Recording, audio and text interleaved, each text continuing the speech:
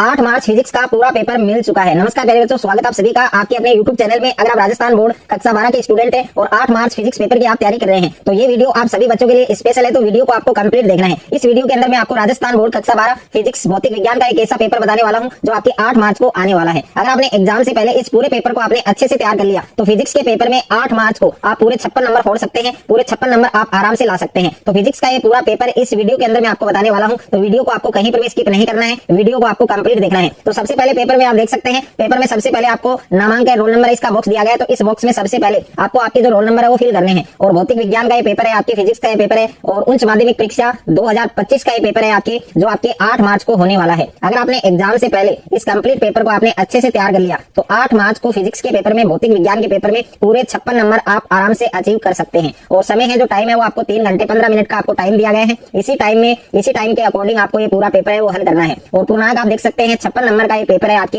अगर आप भी 8 मार्च फिजिक्स के पेपर में पूरे 56 नंबर अगर आपको लाने हैं, अचीव करने हैं, तो ये पूरा पेपर आपको तैयार करना है। तो पेपर को सबसे पहले पढ़ने के लिए आपको जो सामान्य निर्देश है वो आपको दिए गए हैं, जनरल इंस्ट्रक्शन आपको दिए गए हैं। इसमें सबसे पहला निर्देश है कि परीक्षार्थी सर्वप्रथम अपने प्रश्न पत्र पर नामांकन रोल नंबर है वो अनिवार्य लिखे। और दूसरा निर्देश है कि सभी प्रश्न करने अनिवार्य है। और तीसरा निर्देश है कि सभी प्रश्नों का उत्तर है वो दी गई उत्तर पुस्तिका में लिखे। तो पूरा पेपर आपको हल करना है। और फिजिक्स का ये पेपर आपको कॉपी में कैसे लिखना है, कौन कौन से पेन आपको यूज करने हैं, कौन कौन से पॉइंट्स आपको फॉलो करने हैं, अगर आपने वो पॉइंट्स फॉलो कर लिए तो फिजिक्स के पेपर में 56 नंबर लाने से आपको कोई भी नहीं रोक सकता है। तो फिजिक्स की कॉपी आपको कैसे लिखनी है 8 मार्च को, तो वो वीडियो आपको डिस्क्रिप्शन में मिल जाएगा, तो उस वीडियो को भी आपको जरूर देखना है। तो पूरा पेपर इस वीडियो के अंदर आपको मिलने वाला है, तो वीडियो को आपको कंप्लीट देखना है। सबसे पहले पेपर में आपको खंड ए दिया है, सेक्शन ए आपको दिया गया है। और सेक्शन ए में आपके बहुविकल्पीय प्रश्न है, आपके मल्टीपल चॉइस क्वेश्चंस हैं। और निम्न प्रश्नों के उत्तर का सही विकल्प चयन कर आपको उत्तर है वो उत्तर पुस्तिका में लिखना है। तो सभी क्वेश्चंस हैं वो आपकी मल्टीपल चॉइस क्वेश्चन दिए गए हैं फर्स्ट क्वेश्चन में। तो इसमें पहला प्रश्न है और इस पहले प्रश्न में फर्स्ट क्वेश्चन है आपके कि एक कूलाम के 2 बिंदु धनावेश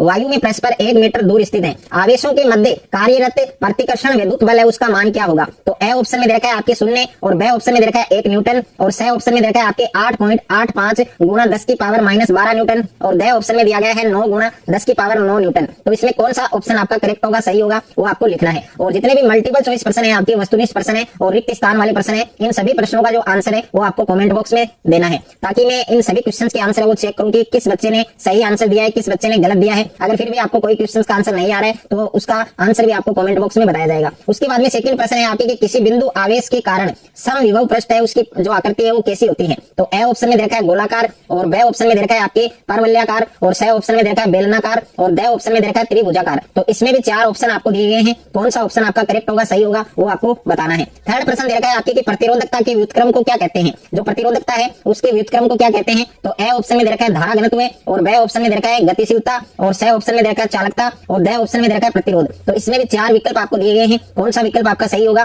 करेक्ट होगा, वो आपको लिखना है।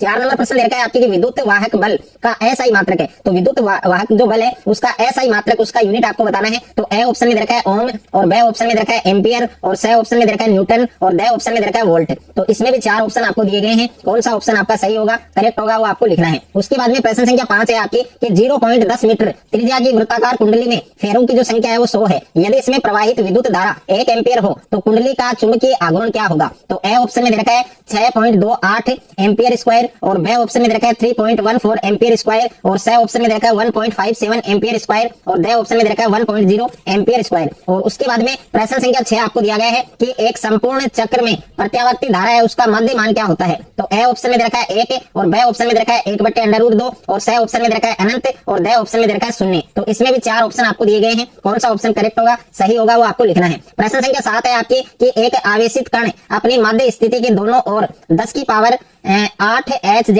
यानी हर्ट्ज आवृत्ति से दोलन करता है। तो दोलक द्वारा जनित विद्युत चुंबकीय तरंगों की जो आवृत्ति है वो क्या होगी। तो ए ऑप्शन में दे रखा है आपकी 10 की पावर 4 हर्ट्ज और बी ऑप्शन में है 10 की पावर 6 हर्ट्ज और सी ऑप्शन में है 10 की पावर 8 हर्ट्ज और द ऑप्शन में है 10 की पावर 12 हर्ट्ज। उसके बाद में नेक्स्ट क्वेश्चन दे रखा है आपकी क्वेश्चन नंबर 8 आपको दिया गया है कि यदि वायु के सापेक्ष कांच का जो अपवर्तनांक है वो 3/2 हो तो कांच के सापेक्ष वायु का जो अपवर्तनांक है वो क्या होगा। तो ए ऑप्शन में है 2/3, बी ऑप्शन में है 3/2, सी ऑप्शन में है 1 और द ऑप्शन में है अनंत। उसके बाद में अगला प्रश्न दे रखा है आपको प्रश्न संख्या 9 आपको दिया गया है, यदि किसी प्रकाशिक उपकरण का आवर्धन धनात्मक हो तो प्रतिबिंब सदैव कैसा बनेगा? तो ए ऑप्शन में है आभासी और उल्टा, बी ऑप्शन में है अवास्तविक व उल्टा, और सी ऑप्शन में है आभासी व सीधा, और डी ऑप्शन में है वास्तविक व सीधा। तो इसमें भी चार विकल्प आपको दिए गए हैं, कौन सा विकल्प आपका करेक्ट होगा वो आपको बताना है। उसके बाद में प्रश्न संख्या 10 आपको दिया गया है कि मेल्स के नियम का सूत्र है। तो ए ऑप्शन में दे रखा है आई बराबर आई, यहाँ पर देखिए आई 0 इसका स्क्वायर कोस थीटा, और बी ऑप्शन में दे रखा है आई बराबर आई 0 कोस स्क्वायर थीटा, और सी ऑप्शन में दे रखा है आई बराबर आई 0 साइन स्क्वायर थीटा, और डी ऑप्शन में है आई बराबर आई 0 स्क्वायर कोस स्क्वायर थीटा। तो इसमें भी 4 ऑप्शन आपको दिए गए हैं,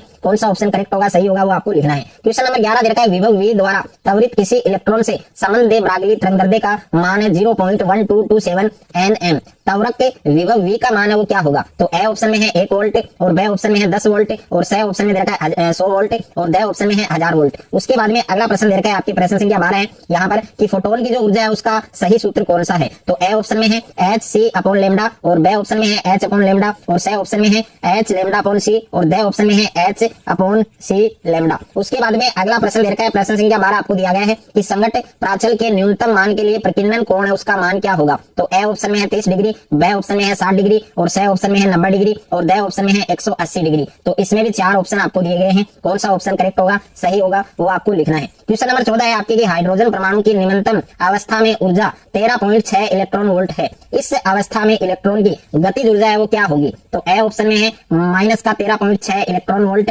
और बी ऑप्शन में है 13.6 इलेक्ट्रॉन वोल्ट, और सी ऑप्शन में है माइनस का 27.2 इलेक्ट्रॉन वोल्ट, और डी ऑप्शन में है 27.2 इलेक्ट्रॉन वोल्ट। उसके बाद में अगला प्रश्न दे रखा है प्रश्न संख्या 15 है कि दो नाभिकों की द्रव्यमान संख्याओं का अनुपात 1:2 है। इनके नाभिक के घनत्वों का जो अनुपात है वो क्या होगा? तो ए ऑप्शन में है 1:2, और बी ऑप्शन में है 2:1, और सी ऑप्शन में है 1:1, और डी ऑप्शन में है 1:4। उसके बाद में अगला प्रश्न दे रखा है आपके प्रश्न संख्या 16 आपको दिया गया है कि निम्न में से तात्विक अर्धचालक कौन सा है? तो ए ऑप्शन में है GaAs, और बी ऑप्शन में है Si यानी सिलिकॉन, और सी ऑप्शन में है एंथ्रासिन, और डी ऑप्शन में है आपके पॉलीपाइरोल। उसके बाद में अगला प्रश्न दे रखा है प्रश्न संख्या 2 आपको दिया गया है कि रिक्त स्थानों की पूर्ति कीजिए, यानी फिल इन द ब्लैंक्स आपको दिए गए हैं। तो इसमें पहला प्रश्न है कि एकल ऋणावेश के कारण विद्युत क्षेत्र रेखाएं तिर्यक होती हैं, तो इस रिक्त स्थान में क्या आएगा वो आपको फिल करना है। दूसरा प्रश्न है कि दिए गए विद्युत परिपथ में धारा I का मान है वो क्या होगा? और यहाँ पर आप देख सकते हैं परिपथ देख सकते हैं। और उसके बाद में तीसरा प्रश्न दे रखा है आपके कि एमीटर में इकाई धारा से प्राप्त विक्षेप को क्या कहते हैं? और 4 नंबर प्रश्न है यदि किसी पदार्थ की चुंबकीय प्रवृत्ति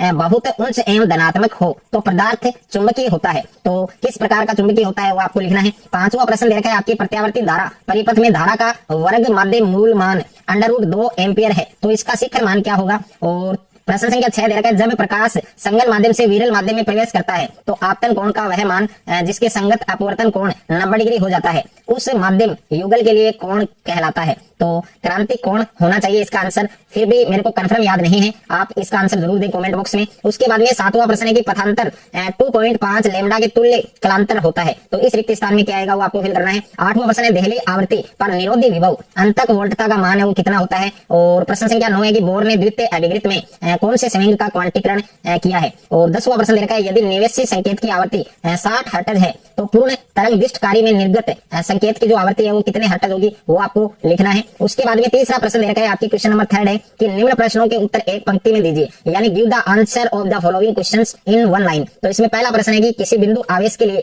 दूरी r में परिवर्तन के साथ विद्युत विभव v में परिवर्तन का वक्र बनाइए। और दूसरा प्रश्न दे रखा है चालक तांबे के लिए प्रतिरोधकता एवं परम ताप T में ग्राफ बनाइए। और तीसरा प्रश्न है किसी पदार्थ के चुंबकन M और चुंबकीय तीव्रता H तथा चुंबकीय क्षेत्र B के मध्य संबंध है जो रिलेशन है वो आपको लिखना है। और प्रश्न संख्या 4 दे रखा है चुंबकीय फ्लक्स को परिभाषित कीजिए। और उसके बाद में 5वां प्रश्न है तरंगाग्र किसे कहते हैं, इसमें तरंगाग्र की परिभाषा लिखनी है। और 6ठा प्रश्न है आपके आइंस्टाइन का प्रकाश विद्युत समीकरण लिखिए। और 7वां प्रश्न है हाइड्रोजन परमाणु में इलेक्ट्रॉन की ऋणात्मक ऊर्जा है उससे आपका क्या अभिप्राय है। और 8वां प्रश्न दे रखा है ताप नाभिकीय संलयन के लिए कोई एक आवश्यक शर्त है वो आपको लिखनी है। उसके बाद में खंड ब है आपके सेक्शन बी दे रखा है और सेक्शन बी के अंदर आपके लघुत्रात्मक प्रश्न है। और इसमें प्रश्न संख्या 4 है आपके कि 6 धारिता के 3 समानांतर श्रेणी क्रम में जुड़े हैं, इनकी तुल्य धारिता का मान आपको ज्ञात करना है। और 5वां प्रश्न है किरचॉफ के नियमों से वशिष्ठोन सेतु के संतुलन का प्रतिबंध प्राप्त कीजिए। 6ठा प्रश्न है किसी बाह्य चुंबकीय क्षेत्र में स्थित प्रति चुंबकीय पदार्थ और अनुचुंबकीय पदार्थ के लिए चुंबकीय क्षेत्र रेखाएं हैं वो आपको ड्रॉ करनी है, खींचनी है। और अगला प्रश्न दे रखा है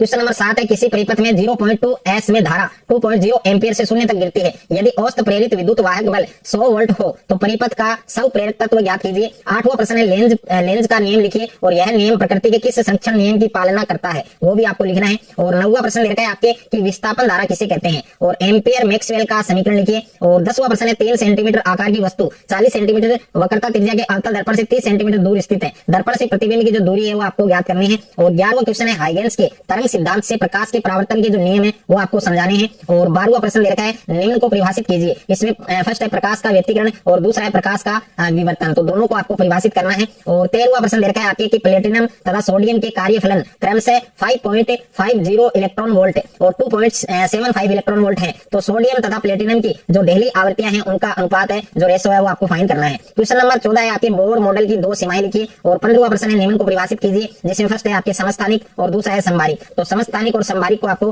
परिभाषित है वो करना है। उसके बाद में सेक्शन सी है आपके खंड 6 दे रखा है और इनमें सभी प्रश्न आपके दीर्घ उत्तरीय प्रश्न है और प्रत्येक प्रश्न आपके 3 मार्क्स का है। तो क्वेश्चन नंबर 16 दे रखा है, विद्युत द्विध्रुव के कारण अक्ष पर स्थित किसी बिंदु पर विद्युत क्षेत्र का सूत्र व्युत्पन्न कीजिए और आवश्यक चित्र बनाइए। और इसके अथवा में प्रश्न दे रखा है कि गाउस नियम द्वारा अनंत लंबाई के एक समान आवेशित सीधे तार के कारण किसी बिंदु पर विद्युत क्षेत्र का व्यंजक है वो व्युत्पन्न करना है और आवश्यक चित्र है वो भी आपको बनाना है। उसके बाद में क्वेश्चन नंबर 17 दे रखा है आपके, एक आवेशित कण एक समान चुंबकीय क्षेत्र से थीटा कोण बनाते हुए गतिशील है। इसके आवर्तकाल एवं चूड़ी अंतराल के लिए सूत्र प्राप्त कीजिए और आवश्यक चित्र भी आपको बनाना है। इसके अथवा में प्रश्न दे रखा है, एम्पियर के परिपथीय नियम से किसी लंबी धारावाही प्रणालिका के अक्ष पर चुंबकीय क्षेत्र का व्यंजक प्राप्त कीजिए और आवश्यक चित्र है वो भी आपको बनाना है। उसके बाद में 18वां प्रश्न दे रखा है आपके कि पीएन संधि डायोड के अग्रदिशिक बायस में VI अभिलाक्षणिक वक्र प्राप्त करने की कार्य विधि समझाइए और प्रायोगिक व्यवस्था का आवश्यक जो परिपथ चित्र है वो भी आपको बनाना है। अथवा में प्रश्न है, एक अर्ध तरंग दिष्टकारी की कार्य विधि समझाइए और प्रायोगिक व्यवस्था का आवश्यक परिपथ चित्र है जो डायग्राम है, जो आरेख है आपके वो भी बनाना है आपको। उसके बाद में खंड 2 है, सेक्शन डी है और सेक्शन डी में सभी प्रश्न आपके निम्नात्मक है और प्रत्येक प्रश्न आपके 4 नंबर का है। तो प्रश्न संख्या 19 है आपके, ए व ब दोनों विकल्प में दिया गया है। ए विकल्प में प्रश्न है कि फेजर आरेख द्वारा श्रेणीबद्ध LCR परिपथ की प्रतिबाधा का व्यंजक प्राप्त कीजिए। और ब ऑप्शन में है कि ट्रांसफार्मर की प्राथमिक और द्वितीयक कुंडलियों में से फेरों की संख्या का अनुपात 1:2 है। यदि प्राथमिक कुंडली में वोल्टता 220 वोल्ट हो तो द्वितीयक कुंडली है उसमें वोल्टता ज्ञात कीजिए। और उसके बाद में प्यारे बच्चों जो सेक्शन डी है और सेक्शन सी है वो आपको कॉपी के अंदर किस प्रकार से करना है तो उसका वीडियो ऑलरेडी मैं अपलोड कर चुका हूं। अगर अभी तक आपने नहीं देखा तो उस वीडियो को भी आप देख सकते हैं, उसका लिंक आपको डिस्क्रिप्शन में मिल जाएगा। अथवा में प्रश्न लेकर ए विकल्प में सिद्ध कीजिए कि एक पूरे चक्कर में किसी प्रेरक को आपूर्त माध्य शक्ति शून्य होती है। ब ऑप्शन में यदि विद्युत अनुनाद की अवस्था में साधारणतरीय प्रतिघात का मान 212 ओम हो तो प्रेरक की प्रतिघात का मान है वो ज्ञात कीजिए। स ऑप्शन में ट्रांसफार्मर का नामांकित चित्र बनाइए, तो इसमें ट्रांसफार्मर का नामांकित चित्र आपको बनाना है। प्रश्न संख्या 20 है, किसी गोलीय पृष्ठ पर अपवर्तन का सूत्र N2/V N1/U बराबर N2-N1/R ये आपको व्युत्पन्न करना है और आवश्यक किरण चित्र बनाइए जहां संकेतों के सामान्य अर्थ हैं। और अथवा में प्रश्न ले रखा है कि संयुक्त सूक्ष्मदर्शी की आवर्धन क्षमता का सूत्र प्राप्त कीजिए और यदि अंतिम प्रतिबिंब अनंत पर बनता है तो आवश्यक किरण चित्र है वो भी आपको बनाना है। तो फिजिक्स का ये पूरा पेपर मैंने आपको बताया है। अगर आपने एग्जाम से पहले ये पूरा पेपर अच्छे से तैयार कर लिया तो 8 मार्च को फिजिक्स के पेपर में पूरे 56 मार्क्स हैं वो आप आराम से अचीव कर सकते हैं। अगर आपको ये वीडियो अच्छा लगे तो वीडियो को आप ज्यादा से ज्यादा शेयर करें, ज्यादा से ज्यादा वीडियो को लाइक करें और चैनल पर आप नए हैं तो चैनल को आप सब्सक्राइब कर लीजिए और साथ में नोटिफिकेशन बेल को प्रेस कर लीजिए।